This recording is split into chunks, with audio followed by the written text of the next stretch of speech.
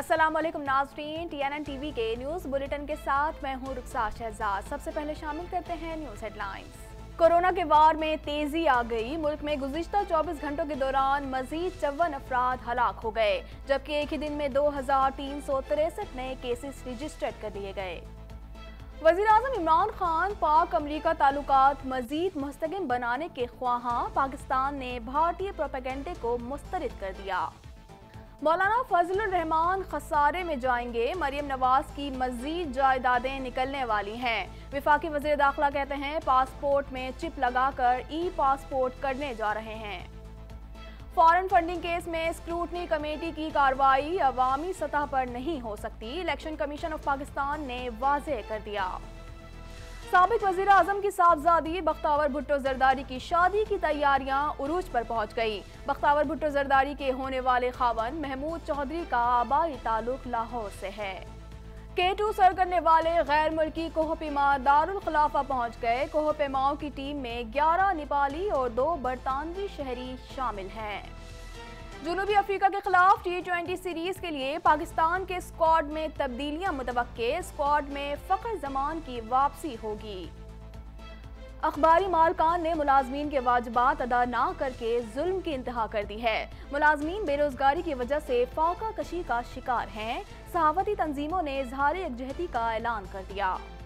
Canada भर में corona की वार तेजी से जारी है। मरीजों की मजमूई तादाद 7,25,495 तक जा पहुंची, जबकि हलाकतें 18,462 हो गईं। जो बाइडन का कीस्टोन पाइपलाइन मंसूबा खत्म करने का ऐलान। कनेडियन वजीर आजम का कहना है कि फैसले से मायूसी हुई। फैसले से कनाडा के एनर्जी सेक्टर को नुकसान पहुंचेगा। ओंटारियो में कोरोना वैक्सीन की फराहमी मुअत्तल। टोरंटो में वैक्सीनेशन के लिए बनाया जाने वाला क्लिनिक बंद कर दिया गया। इस क्लिनिक में सिर्फ 2 दिन ही काम हुआ था। ओंटारियो हुकूमत का काम की जगहों के मुआयने में तौसी का फैसला। पहले से जारी मुहिम में तौसी कर दी गई। इससे कबल 74 कारोबार हुकूमती हिदायत की खिलाफ वर्जी करते पाए गए थे। जोसेफ बाइडन हल्फ उठाकर 46वें अमरीकी सदर बन गए। कहते हैं सबका सदर हूं, कोई तफरीक नहीं करूंगा। इख्तलाफात को जंग में नहीं बदलना चाहिए। जो बाइडन के सदर बनते ही बड़े इक़दाम। जो बाइडन ने मुस्लिम ममालिक पर आयद सफरी पाबंदियां खत्म कर दी। साबिक अमरीकी सदर ट्रंप की मुतादिद पॉलिसियों का खात्मा कर दिया गया है। अमरीकी सर्जन जनरल से भी इस्तीफा तलब कर लिया।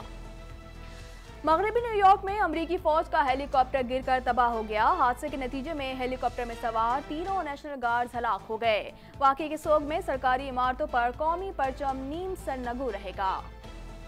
ट्रंप तकरीब हल्फ बर्दारी में शिरकत किए बगैर रवाना। मैरीलैंड में हामियों से खिताब। कहते हैं मैंने मुश्किल और सख्त तरीन लड़ाइयाँ लड़ी, मुश्किल तरीन इंतखाब लड़ा, क्योंकि आपने मुझे ऐसा करने के लिए मुंतखब किया। मुफ्ती कवि को सिर्फ थप्पड़ ही नहीं जूते भी मारे हैं। हरीम शाह कहती हैं कि मुफ्ती कवि ने मेरे मुतालिक झूठ बोला, उनकी वजह से मेरी किरदार कशी हुई। चीन के मुफादात के खिलाफ मंसूबा बंदी की और नुकसान पहुंचाने की कोशिश का इल्जाम। चीन की साबिक अमरीकी वज़ीर ख़ारजा माइक पॉम्पियो समेत ट्रंप इंतजामिया के 28 ओहदेदारों पर पाबंदियां आयद। साबिक सदर डोनाल्ड ट्रंप के मुतादिद मुशीर भी फहरिस्त में शामिल हैं। बॉलीवुड अदाकार सुशांत सिंह खुदकुशी केस। कंगना रनावत की परेशानियों में इजाफा। अदाकारा कंगना रनावत को अपनी जिंदगी खतरे में नजर आने लगी। दुनिया भर में कोरोना वायरस से मुतासर अफराद की तादाद 9,73,25,443 तक जा पहुंची। कोरोना वायरस की वबा बेकाबू होने पर नीदरलैंड में कर्फ्यू का निफाज। अमेरिका में कोरोना से हलाक अफराद की याद में तकरीब। हेडलाइंस आपने जानी और अब खबरें तफसील के साथ।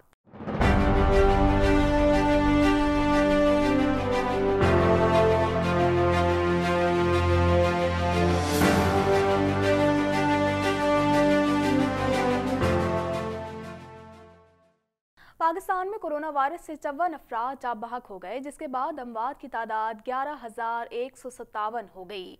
पाकिस्तान में कोरोना के तस्दीक शुदा केसेस की तादाद 5,27,146 हो गई। मजीद जानते हैं इस रिपोर्ट में।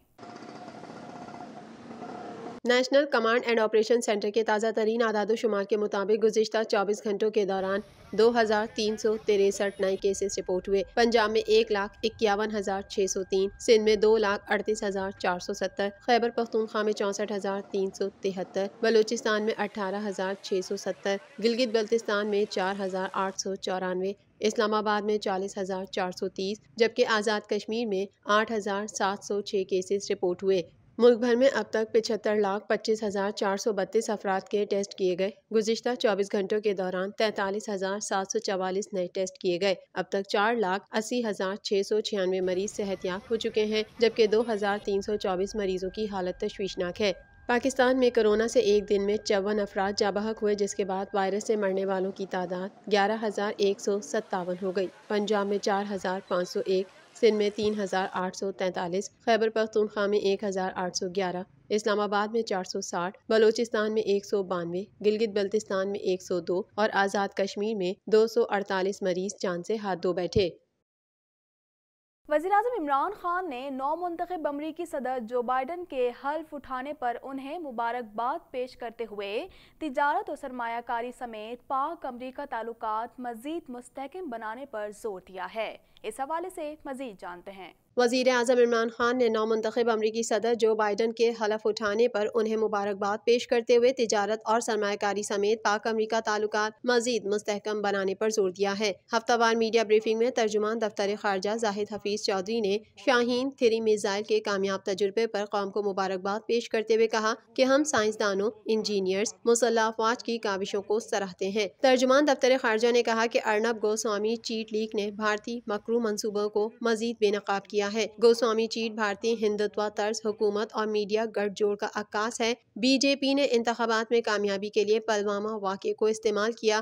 جودھ پور میں 11 پاکستانی ہندوؤں کی پراسرار ہلاکت پر ہندو برادری نے مظاہرہ کیا۔ مقبوضہ کشمیر میں نئے قانون میں سول سروسز کو دیگر بھارتی قوانین سے مترادف کیا گیا۔ بھارت کا یہ اقدام بین الاقوامی قوانین کے سرعام خلاف ورزی ہے۔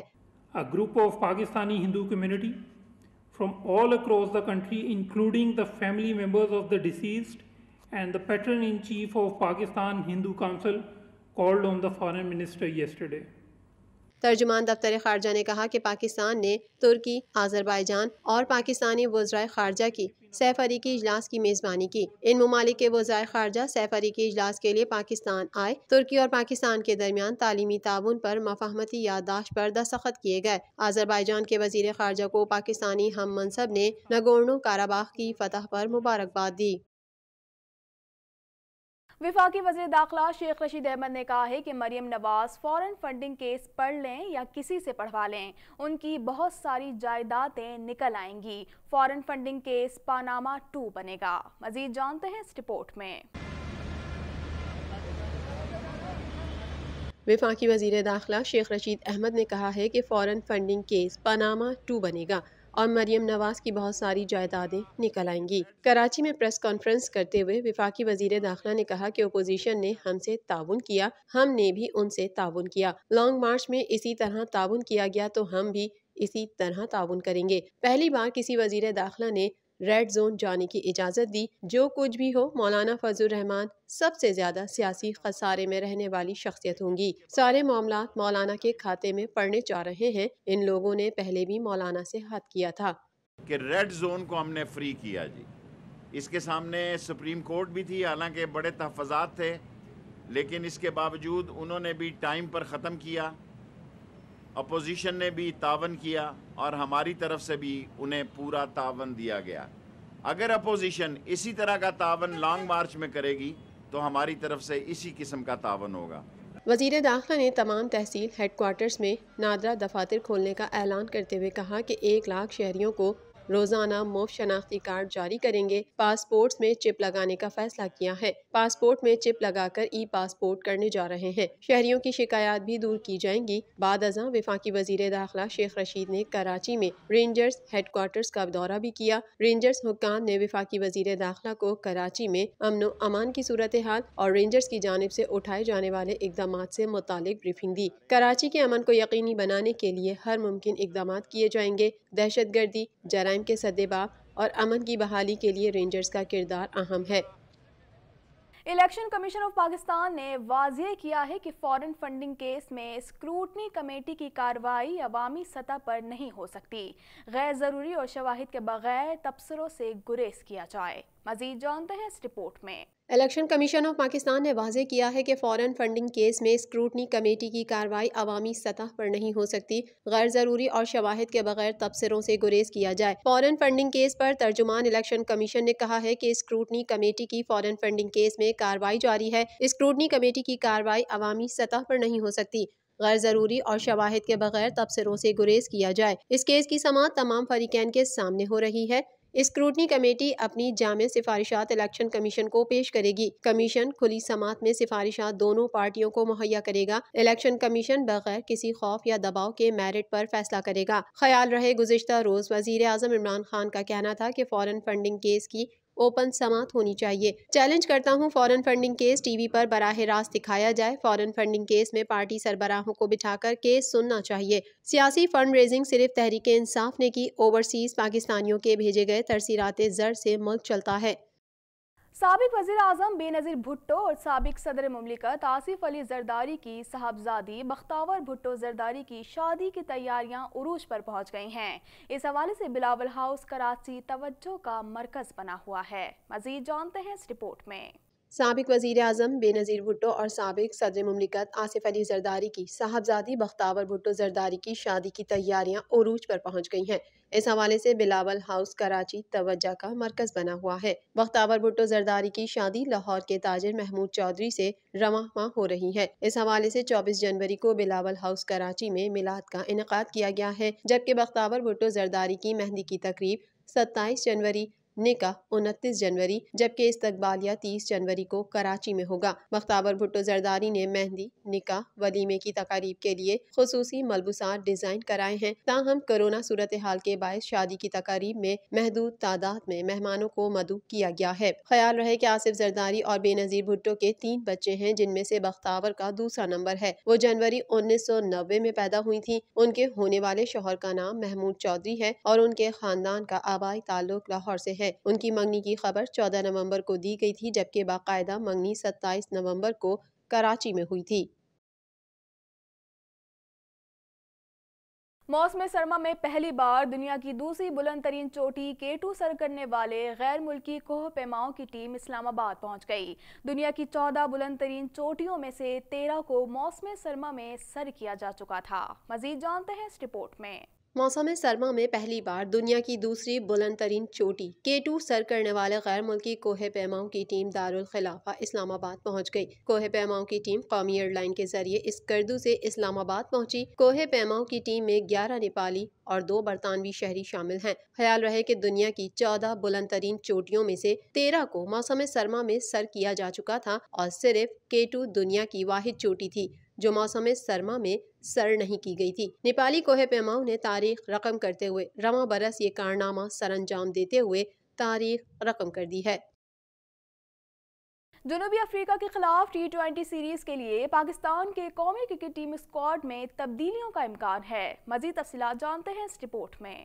جنوبی افریقہ کے خلاف T20 سیریز کے لیے پاکستان کے قومی کرکٹ اسکواڈ میں تبدیلیوں کا امکان ہے. بابر اعظم کی انجری کے سبب نیوزی لینڈ کے خلاف T20 سیریز میں قومی ٹیم کی قیادت کرنے والے شاداب خان بھی ٹانگ کے پٹھے میں کھچاؤ کا شکار ہو گئے تھے. آل راؤنڈر جنوبی افریقہ کے خلاف سیریز سے باہر ہو چکے ہیں. ان کا خلا پر کرنے کے لیے زاہد محمود مضبوط امیدوار ہیں. اسکواڈ میں فخر زمان کی واپسی ہوگی.